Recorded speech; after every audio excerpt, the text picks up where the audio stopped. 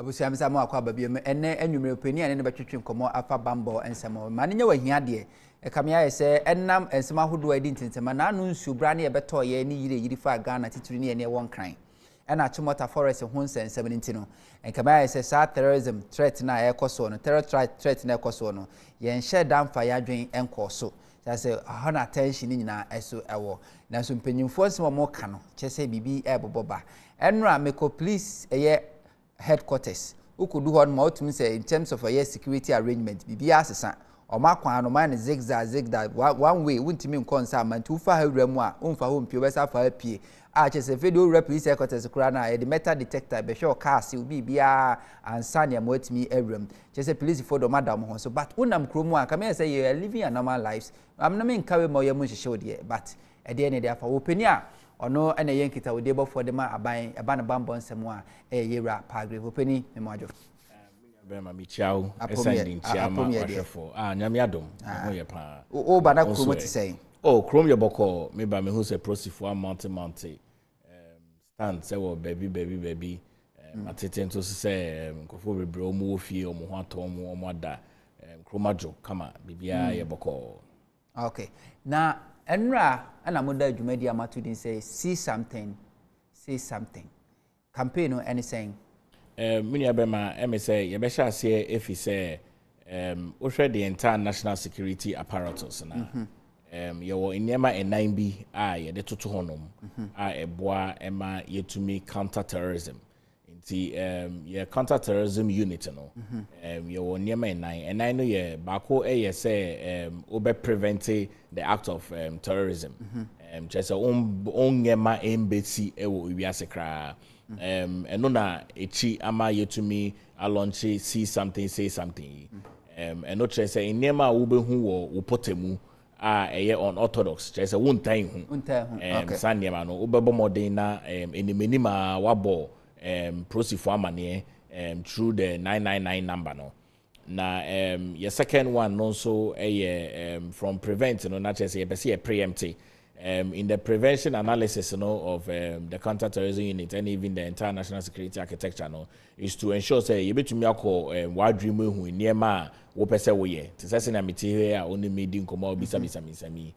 metumi aka say bia obisa mi nsem we wi menim ni ansem ba akọ abesa akoso isan say mechi akọ bebre ami nsem ya nkoma no eko ntiano ne prevention third one no to protect say yenkoso na yembo ye ho ban and finally fourth one no response na the entire Jumadie we hu hia pa any say so ohwe really the sub-region of West Africa major borders in terms of countries Benin, Togo, Burkina Faso, Ivory Coast. In fact, to be fair, data no crack and say 70% of Burkina Faso land is in the hands of terrorists.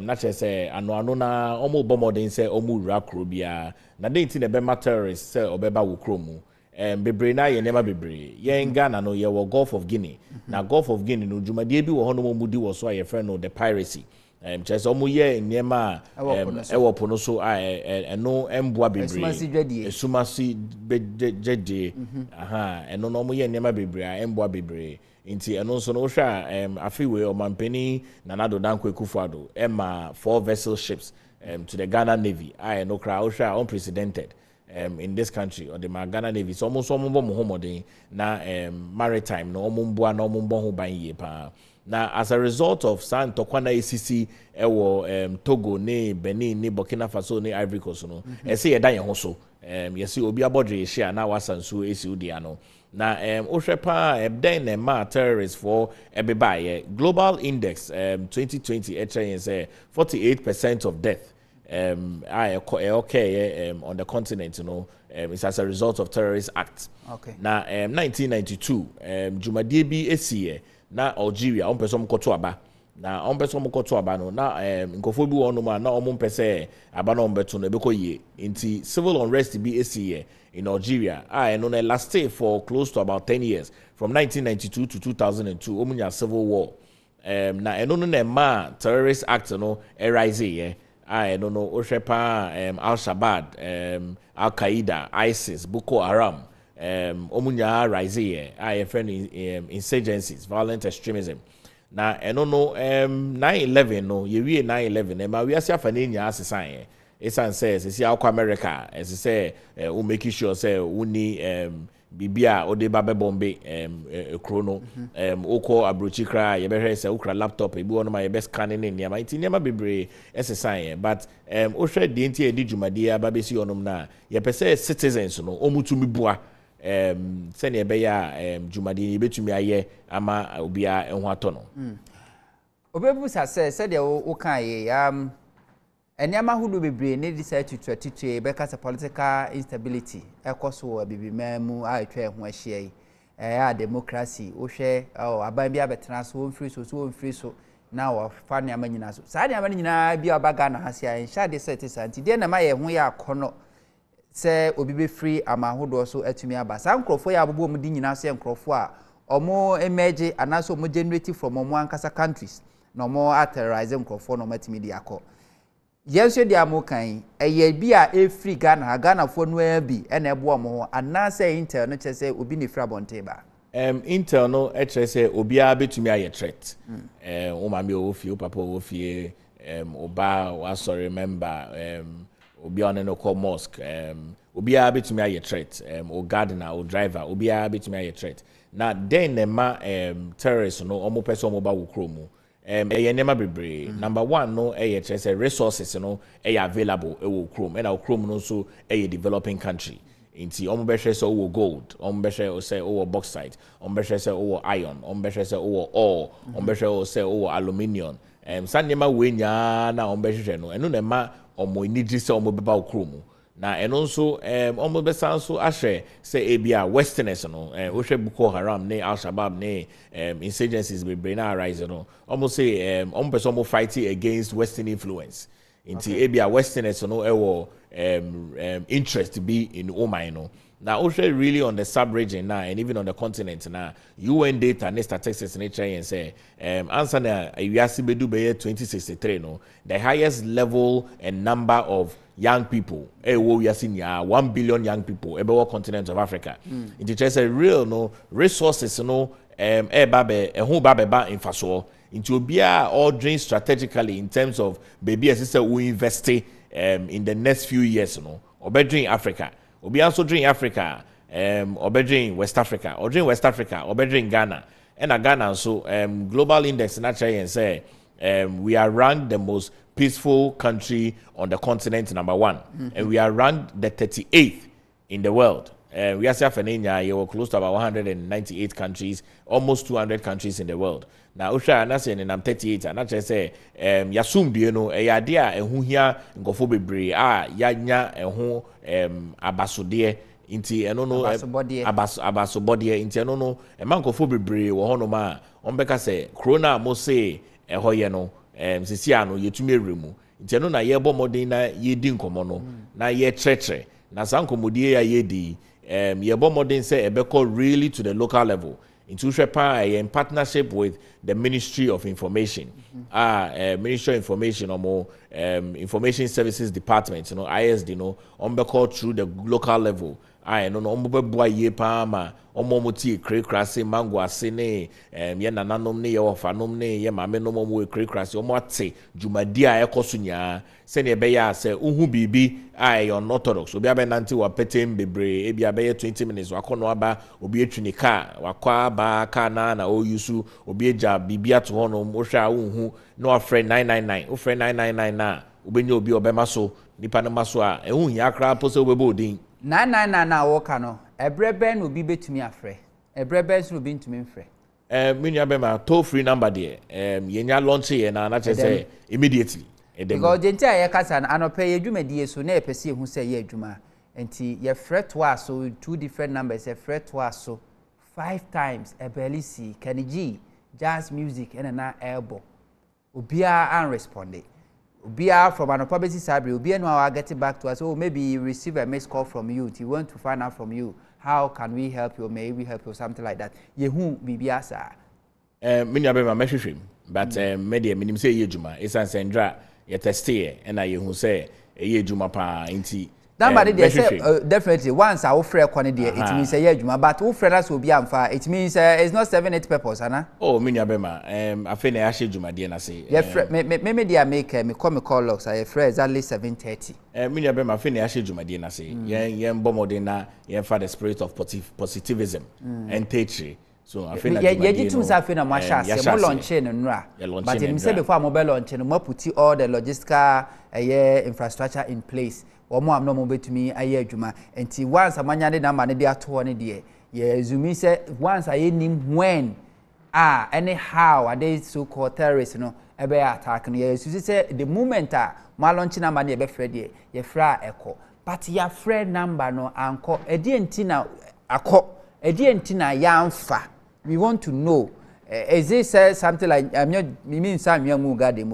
this something like a normal, bibia ba yenye bibi na yemfa whitewashing as ye bibi as if say the public to see us say we are doing something, but the reality is we are not doing anything. Oh, mini abema minjini say no cre. The international security architecture na jumadi na yedi no yabo ye homodin ye pa. Esan say ejumadi a adwen bebre ekomu ema ye hu say bebi ayedu no ese enya citizen approach say ne be ya citizens no on be involved wa hwe krata da menim from 2019 ye national framework for preventing and countering violent extremism and terrorism in Ghana. So and 2020 so osha national security strategy. And also I mean since the republic from 1957 yenya national security strategy be say into okanisa na say you are trying to water down jumadin ya aban eye. I'm not watching down national security number na me focus na number na wa frɛ no eye juma send am kan no mekwa kohwehwem de nti a unya response but say you did to just say number no eye juma I'm sure say by the close of day we'll be able to rectify system any major challenges in place so that's the fan say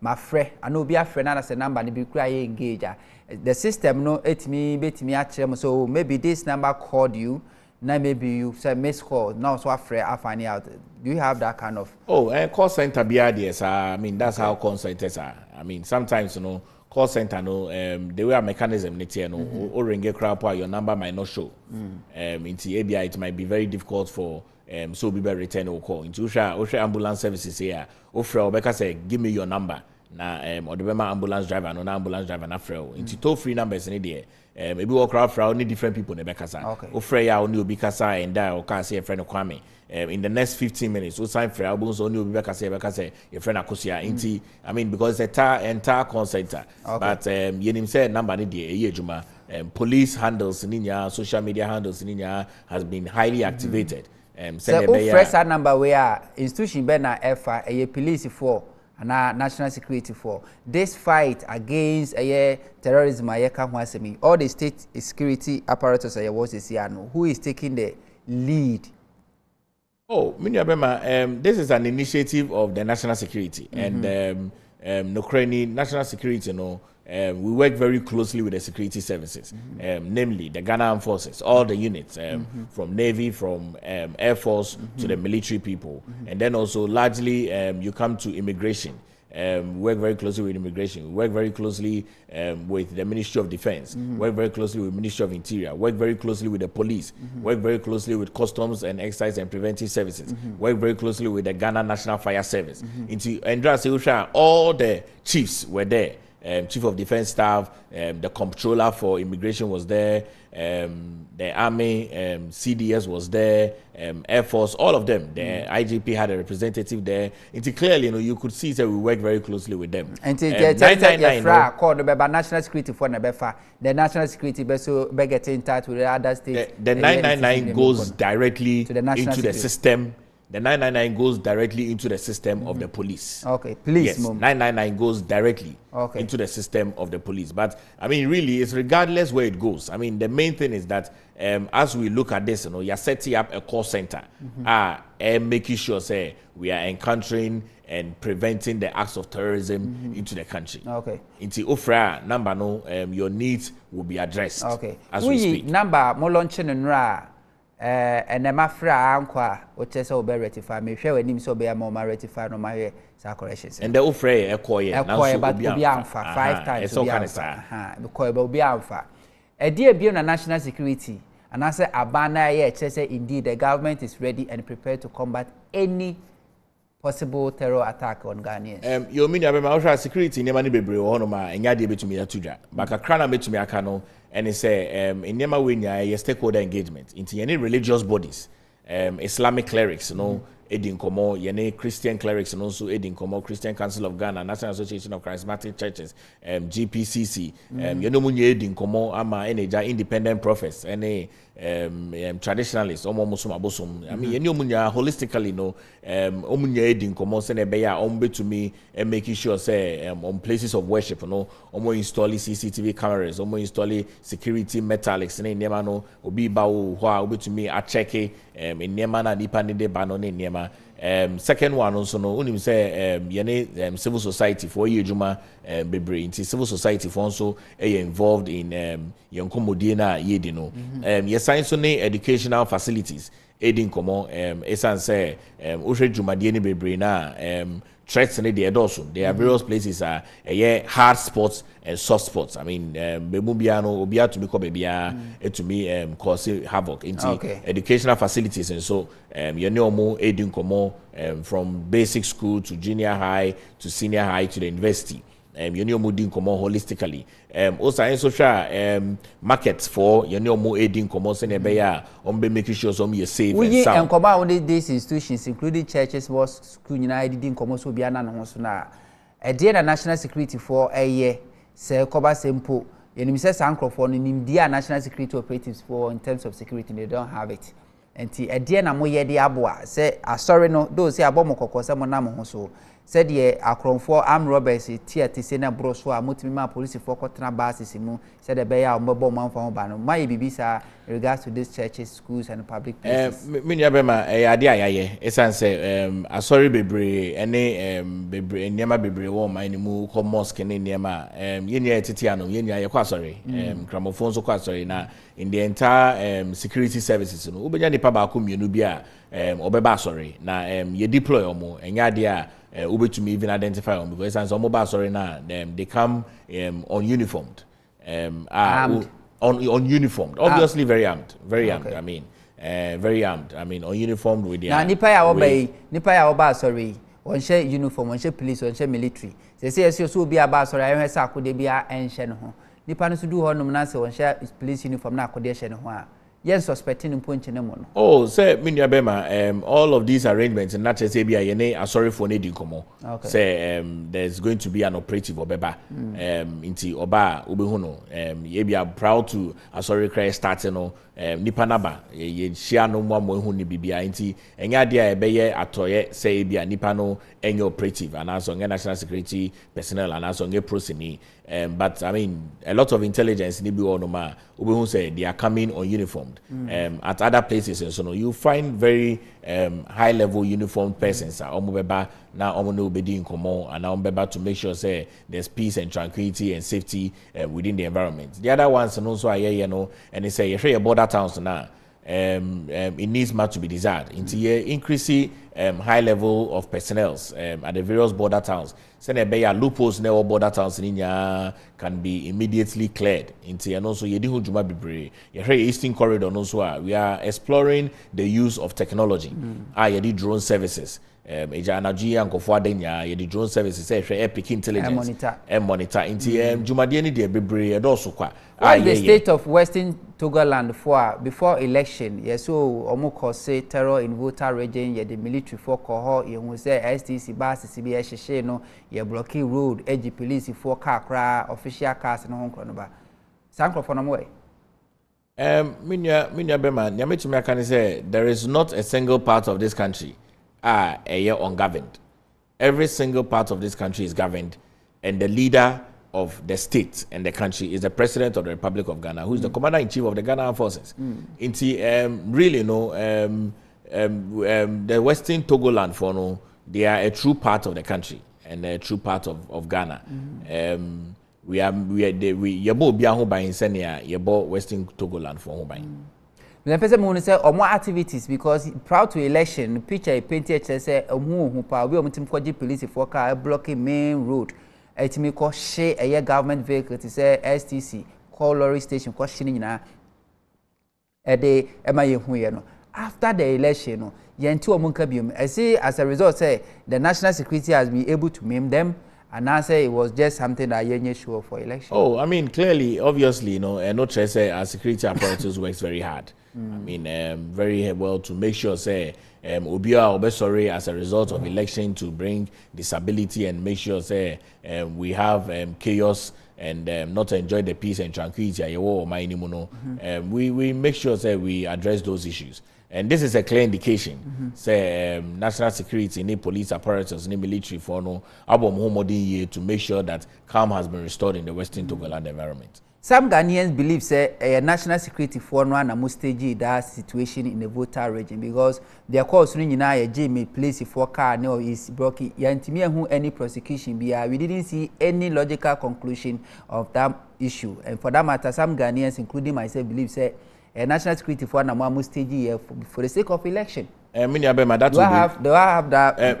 will be very inaccurate. It's really? Maybe academic. In academics, you know, everything must be empirically proven, and it's not on hearsay. You to mean TV so and misinforming for more feel say a whole national security apparatus can state something of that nature. Let's not reduce the conversation. Man feel say there's a lack of integrity within the national security. Because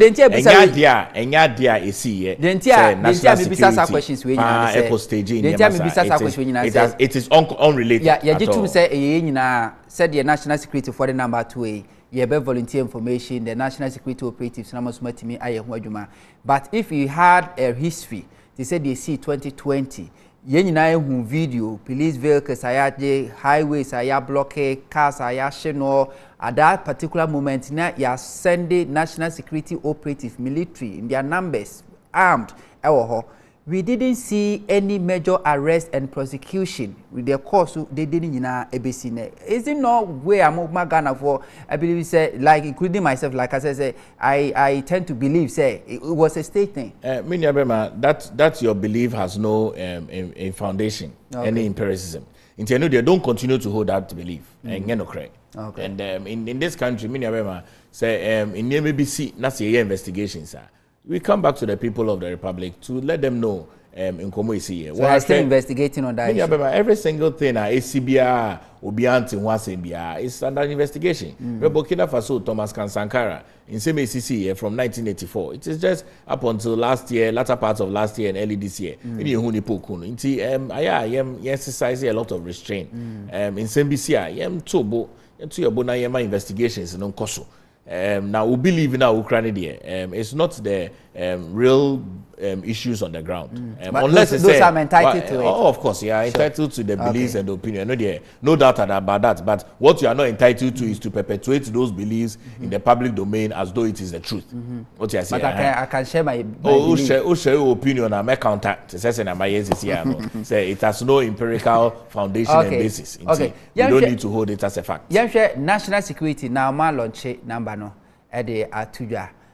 More said that we bought able to me akoso. So now can say SID I can say ISIS. No. We are talking about Ministry of Information ISD. Service Department. And I feel NCC for you to me juma. I feel mobile say and no match say now engagement be na money media no I am press conference and then who say newspapers and be about headlines and about see something say something you report it. Is national security also taking into consideration budget allocation? Maybe let's engage the media because omo and access to the masses. Sunday National Security Deputy Coordinator Mr. Edward Kokwasumeni a press conference Ministry of Information Miami boss Honorable Kojo Ponkroma and a chair in Komodino now making sure say or lay out the entire threat AC within the sub-region of West Africa media for Bekavaye. And the next one was to have the launch and also media for Ebekavai. The media we are one of the major stakeholders in this. Senya Mobuaye Emma Yakutia COVID-19 so also necessary Mobua ema yekutumi ekutia stimulus package na ban cheche media for anya bi. Oh, media bema, you can't say that. Media for anya bi. Media bema, don't do that. You can't say that. Media for buy in your original TV mwamba mekaba.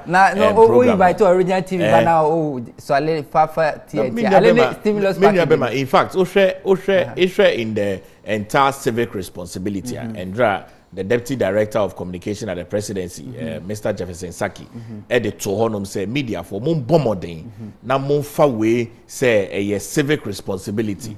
Na sika bebre ni honoma ebia aban beka say muntua yetua mamona why advert na bibi mon fa no te say a civic responsibility. Yenya ye ka ho ebo yon ho ban.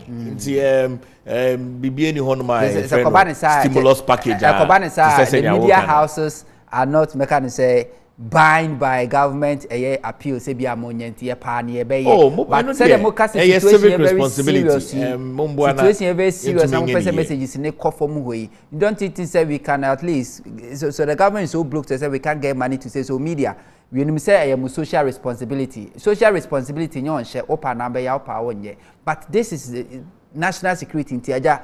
Let's put something small budget to it. Na anxious will be abe more bojenga no pa more bonanajo more bonavia programs ahodo LPMs more. In Yabema, the government is not broke.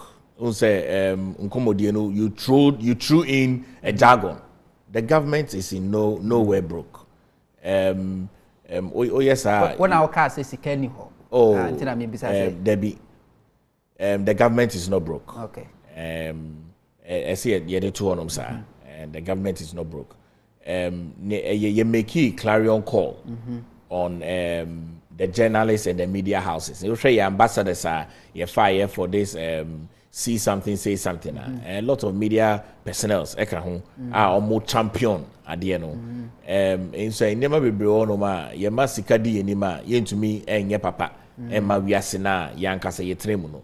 Inti aya yambo modern na ye masika and Dory and Bebre and masika ni nim entering ni Jumana SCA yeno. Esan say Jumana SCA yeno, a fache Juma and I yedi to watch Juma any idea and wash him, Medase, any idea and wash him, I bois omino, ama omina koye. Inti move to me aboa, mumboa, a yampa, and by force. But one year, not just OBS so teal, no senior and there, my better then this is my fifth TV station from Anopa 6 a.m.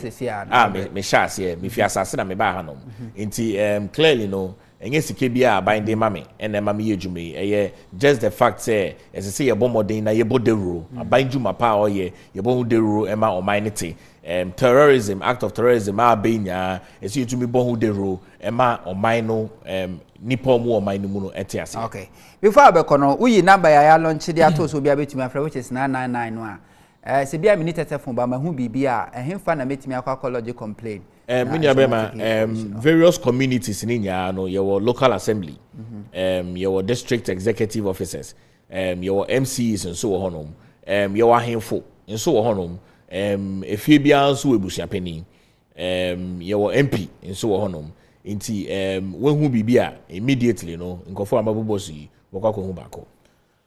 Is national security also taken into consideration that we have numerous chieftaincy disputes in this country? I mean, okay, say ukoboko adechi umo this week kura ntokwa koso amanipa atimi afrim on peaceful church mo amonim do Amanyosem chese ni nyina so niama say nipa boni fotim capitalize on it na makosha afa back no matumi ade akọ. Is national security involved in resolving all these kind of disputes so clearly, national security, you're very much involved in chieftaincy dispute.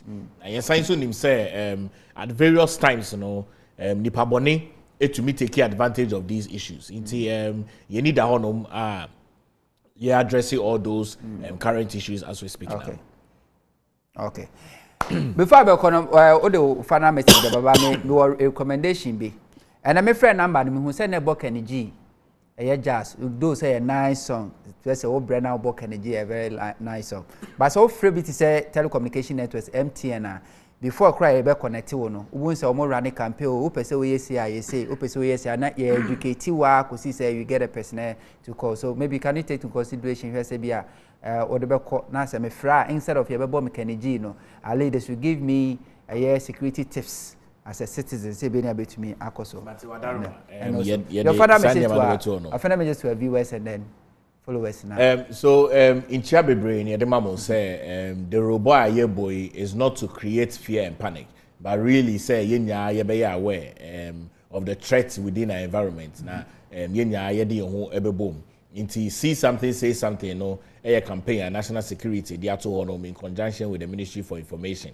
I no say OTBBA and also who BBA obe friend 999 and also obe social media na watage police handles in Inya and also only info ebe kasa and also district chief executive and now local assembly member and also MP and also for and also imam unso be parking a car isi ono mache obi anante up and down unim ni oye obi baller for aba be fa baller asa o ma say baller na say and asa bobo ya I say bobo ya no out of form obi etwa no ho bebre uhu ni aye oba ko school wapon waba krata bi hye ne bag mu hwe unim ni wom bibia obi hu bia no say obo modern na o ma mpanifo asote so frɛ a ehu hia so bobo di eno ane say waka wasem police for any military intelligence no any say security national security intelligence ni nya ya bo hu dero ya bo modern and making sure say o man no ehu benya entie e wo man mu. Okay, etik ba campaign one no see something say something hear something say something I am concerned ye nyina ye di hu bibi na sesero sika no a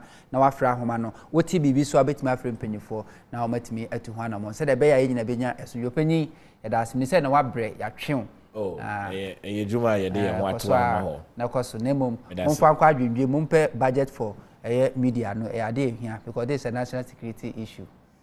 National security, you know, we are spending lots. National security budget and exclusive, at least. We pay kakra mo de ato. And ka buy the LPMC ne butchum sa. About be 2 years cry bad. Mati wadaruma. Okay. And that's Yebra Palgrave Boakye Danquah no na ye government spokesperson on governance and security. In atwetwe enkomo. Enkomo ya twetwe efam ne omie no ho. Yemwa abambofo na ye nyina mo ho ban free etutrasem ene bonfesema hodo a ekoso ye wo bampo wankasa wasini mu ba.